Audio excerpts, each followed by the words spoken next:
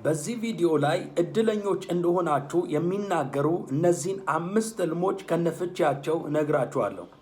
የመጀመሪያው የተትረፈረፈ እህል ወይም ሰብል ስታዩ፣ ሁለተኛ የታሸገ ደብዳቤ ስትመለከቱ፣ ሶስተኛ መብራት ሲበራ ወይም ብርሃን በህልሞቻችሁ ስታዩ፣ ዘውድ ወይም ክራውን ስታዩ፣ አምስተኛ ማስተር ቁልፍ ካያችሁ ጌታ እግዚአብሔር እየተናገራችሁ ያለው በቀጣይ ዘመናችሁ እድለኞች እንደሆናችሁና በሚያስደንቅ የህይወት ምዕራፍ ውስጥ እንደምትቀጥሉ ፍንጭ የሚሰጣችሁ ህልሞች ናቸው። ይህንን ቪዲዮ ስትጀምሩ ላይክ በማድረግና ኮሜንት ላይ ሐሳባችሁን ያያችሁትን ህልሞች በመጻፍ ሰብስክራይብ እንድታደርጉ እነግራችኋለሁ። አሁን ወደ ቪዲዮ እንሄዳለን።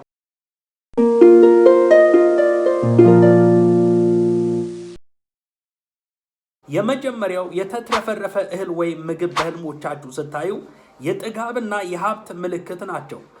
በመጽሐፍ ቅዱስ ውስጥ ምግብ ወይም ሰብል ስታዩ ወደፊት የሚመጣውን ታላቅ በረከት እንዳለ የሚያመለክት ህልም ነው። ዮሴፍ በህልሙ የእህል ነዶዎች ሲሰግዱለት አየ። ይህም ማለት ወደፊት በምድር ላይ የሚመጣውን የተትረፈረፈ በረከትና የእርሱን ባለጠግነት የሚያሳይ ነበረ።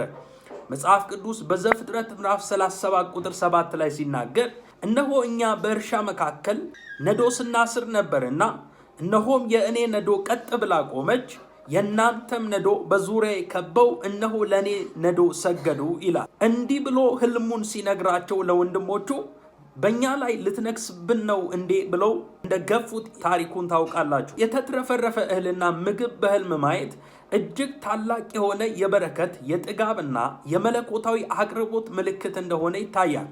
ይህ ህልም እግዚአብሔር በህይወት ላይ የከፈተው የበረከት የጉብኝት በር መኖሩን ፍንጭ ይሰጣል።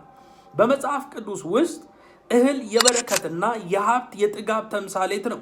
በህልም እህል ስታይ እግዚአብሔር አምላክ ካለህበት ጉድለት አውጥቶ ወደ ሙላት ሊያሻግር መሆኑን የሚያሳይ ህልም ነው። እግዚአብሔር ይህንን ህልም ለዮሴፍ ሲያሳየው ወደፊት የሚመጣውን ታላቅ በረከትና እርሱ ለቤተሰቦቹና ለዓለም ሁሉ የሚተርፍ ባለጠጋ እንደሚሆን የሚጠቁም ህልም ነበረ። ይህንን ህልም ማየት ከመከራ ዋጋ ከመክፈል በኋላ የሚመጣውን መጽናኛ የሆነውን ጉብኝት የሚያሳይ ነው። ንጉሥ ፈርዖን በህልሙ 7 መልካም የእህል እሸቶች በአንድ አገዳ ላይ ሲወጡ ማየቱ በምድሪቱ ላይ የሚመጣውን 7 የጥጋብ ዓመታት የምስራች የሚናገር እንደሆነ ያሳያል። ሁለተኛም ህልምን አየ። እነሆም በአገዳ ላይ የነበሩ ያማሩና መልካም የሆኑ 7 እሸቶች ወጡ ብሎ በዘፍጥረት ምዕራፍ 40 ቁጥር 5 ላይ ይናገራል። ይህ እሸት ማየቱ ለ7 ዓመታት እግዚአብሔር ምድሪቷን ከእራብ እንደሚያሳርፍ ጥጋብ እንደሚሆን ፍንጭ ይሰጣል። ይህን ህልም ካየ ድካም አብቅቶ የፍሬ ዘመን መኖሩን የሚያሳይ ህልም ነው። በተመሳሳይ መልኩ ደግሞ እህል ማየት የመንፈሳዊ የበረከት የቃሉ ጥጋብ መሆኑን ያሳያል።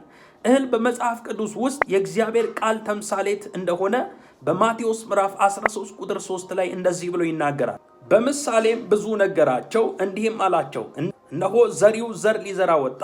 እርሱም ሲዘራ አንዳንዱ በመንገድ ዳር ወደቀ፣ የሰማይ ወፎች መጥተው ለቀሙት።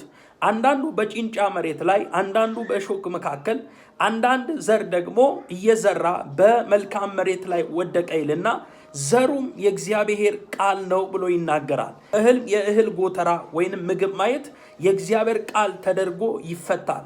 የተትረፈረፈ እህልና ምግብን በህልም ማየት እጅግ የሆነ ትልቅ የሆነ በረከት እንዳለ የጥጋብ ምልክት፣ የበረከት ምልክት፣ የመለኮታዊ ጉብኝት ምልክት እንደሆነ ያሳያል። በመጽሐፍ ቅዱስ ውስጥ የተትረፈረፈ እህልና ምግብን ማየት እጅግ ታላቅ የሆነ የበረከት የጥጋብና የመለኮታዊ አቅርቦት ምልክት ነው። ይህ ህልም እግዚአብሔር በህይወት ላይ የከፈተው ታላቅ በረከት መኖሩን የሚያሳይ ህልም ነው። ህይወታችሁ እድለኞች እንደሆናችሁ የምታዩት ህልም ሁለተኛው ብርሃን ወይም መብራት ካያችሁ፣ ይህንን ህልም ማየት የምሪትና የሞገስ ምልክት ነው። አንድ ሰው ምሪት ከሌለው ወዴት እንደሚሄድ ካላወቀ ከሚመጣው ነገር ጋር ሊጋጭና በማይመች ምዕራፍ ላይ ሊያልፍ ይችላል። በህልሞቻችሁ መብራት ወይም ብርሃን ካያችሁ ጌታ እግዚአብሔር ምሪትና መለኮታዊ አቅጣጫ ያሳያችሁ ፍንጭ ይሰጣል።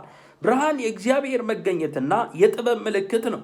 በህልም ብርሃን ካየ መንገዶች እንደሚበሩና ጨለማው እንደሚገፈፍ የሚያሳይ ምልክት ነው። በመዝሙር 119 105 ላይ ሕግ ለእግሬ መብራት ለመንገዴም ብርሃን ነው ይላል። በሌላ ክፍል ደግሞ ሕግ የሚለው የእግዚአብሔር ቃል እንደሆነ ይናገራል። ብርሃን ማየት ከእግዚአብሔር ዘንድ ሞገስን የማግኘት ምልክት ነው። የመጀመሪያው ብርሃን ወይም መብራት በህልሞቻችሁ ስታዩ መለኮታዊ ምሪትና ጥበብ ነው። ብርሃን በጨለማ ውስጥ መንገድን እንደሚያሳይ ሁሉ እግዚአብሔር በህይወት ውስጥ ለተደበቁ ወይንም ግራ መጋባቶች በህይወት ላይ መፍትሄ ሊሰጥህ መሆኑን የሚያሳይ ህልም ነው። ሕግ ለእግሬ መብራት ነው ስለሚል መብራት ወይም ብርሃን ስታዩ የሚስጥር መገለጥ ወይም እግዚአብሔር አምላክ ተደብቆ የቆየውን ሚስጥር ሊገልጥልህ በአደባባይ ሊያሳይ ወይንም ልትጨብጠው እንደሆነ ፍንጭ ይሰጣል። በጨለማ የተሰወረ ነገር በብርሃን እንደሚገለጥ ያሳያል። በጨለማ የተሰወረ ነገር በብርሃን እንደሚገለጥ መጽሐፍ ቅዱስ በሉቃስ ወንጌል ምዕራፍ 12 ላይ ይናገራል። በጨለማ ያለው በብርሃን የማይወጣ የተከደነ የማይገለጥ ምንም የለም ብሎ ይናገራል። ብርሃን ማየት በአንተ ላይ ያለው ጸጋ እየጨመረና እየበራ መሆኑን የተሰወሩ ነገሮች እንደሚገለጡልህ የሚያሳይ ፍንጭ የሚሰጥ ህልም ነው። ብርሃን በጨለማ ላይ ይበራል ብሎ በዮሐንስ ወንጌል ምዕራፍ 1 ቁጥር 5 ላይ ይናገራል።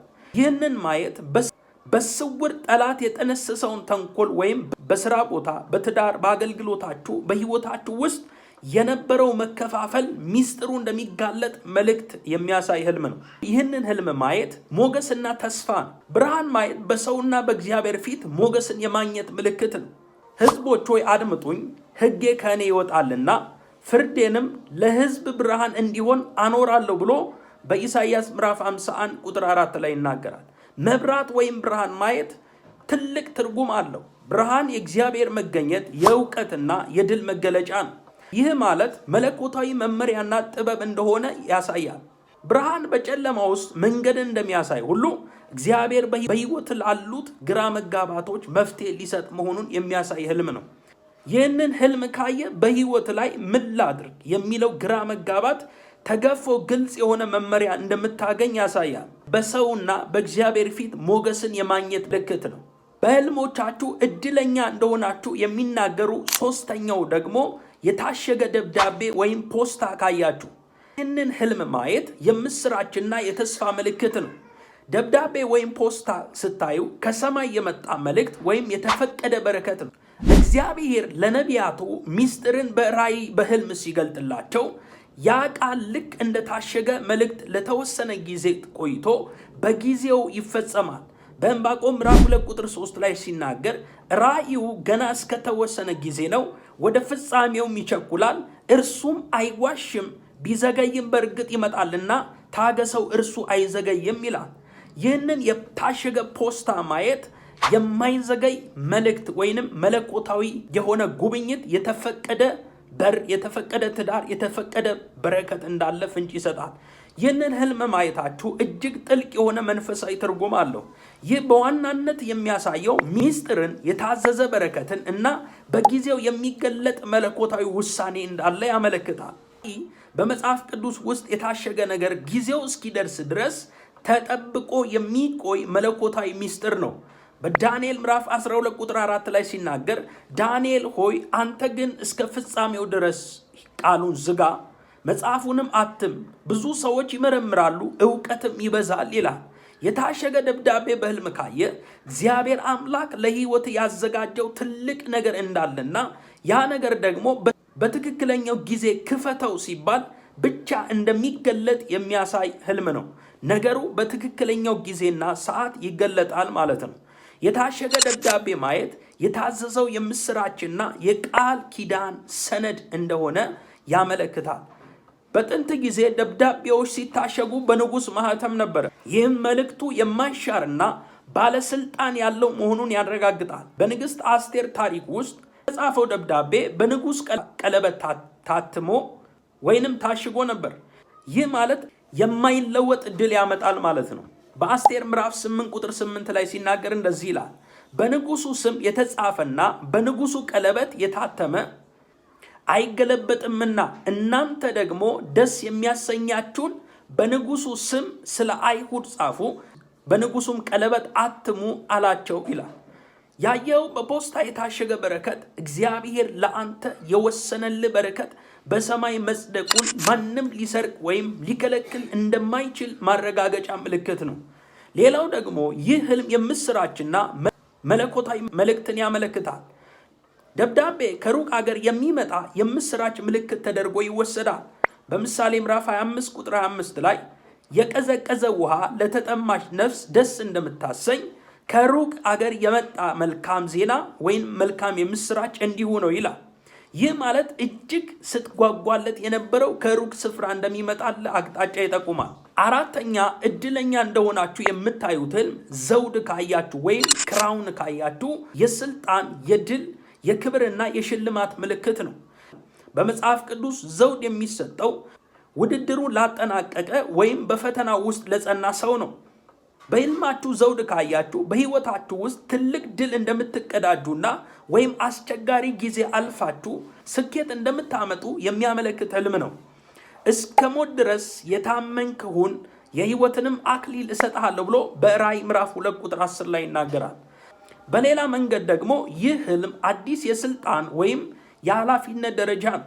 ዘውድ የንግስና ምልክት እንደመሆኑ እግዚአብሔር አምላክ በስራችሁ፣ በቤተሰቦቻችሁ፣ በመንፈሳዊ በአገልግሎታችሁ ላይ ከፍ ያለ ኃላፊነት ቦታ ላይ ሊያስቀምጣችሁ እንደሆነ የሚጠቁም ህልም ነው። ማለትም መለኮታዊ ሞገስ እንደተቀበላችሁ ያሳያል። እግዚአብሔር በሰው ፊት ሞገስንና ክብርን እንደሚሰጣችሁ የሚያሳይ ህልም ነው።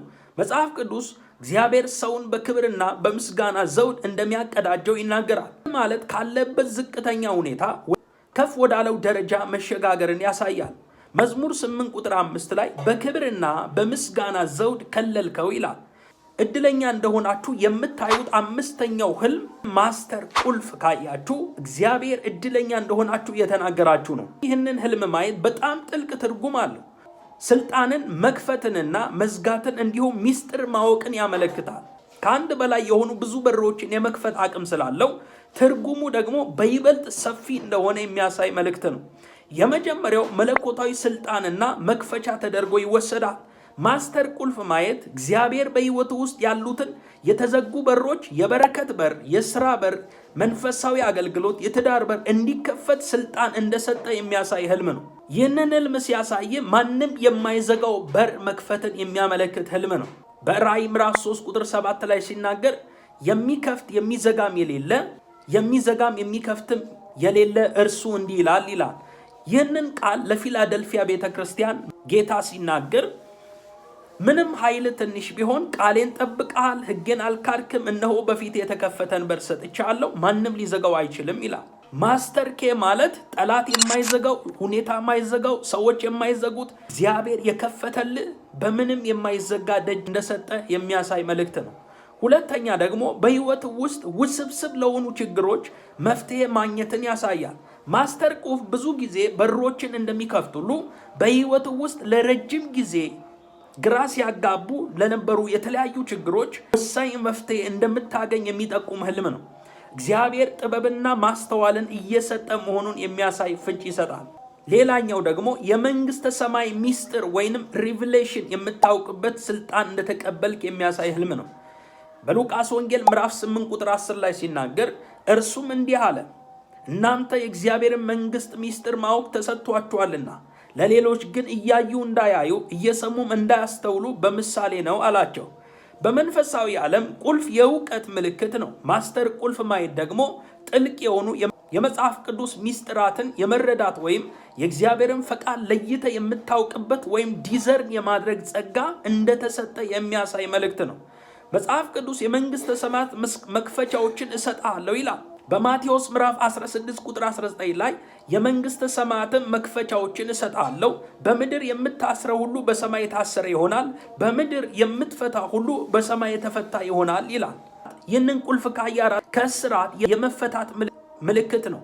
ማስተር ቁልፍ በእጅ ካለ በማንኛውም አይነት መንፈሳዊ ሆነ ስጋዊ እስራትና የማይመች ሁኔታ ውስጥ ካለ፣ ለምሳሌ ነገር ጀምረ ሲበላሽ፣ ትግል የበዛበት ህይወት ውስጥ ከነበርክ ይህ ህይወት የሚያበቃበት ጊዜ መድረሱን ያሳያል። ይህ ማለት ሰንሰለቶች የመበጠሳቸውና ነፃ የመውጣት ምልክት እንደሆነ ፍንጭ ይሰጣል። የእግዚአብሔር ጸጋ ይብዛላችሁ። ተሰማችሁን ኮሜንት ላይ እንድታስቀምጡና ይህንን ቪዲዮ ላይክ እንድታደርጉ ሼር እንድታደርጉ ለቤቱ አዲስ የሆናችሁ ሰብስክራይብ እና የደውል ምልክቷን እንድትጫኑ አሳስባችኋለሁ። ሻሎም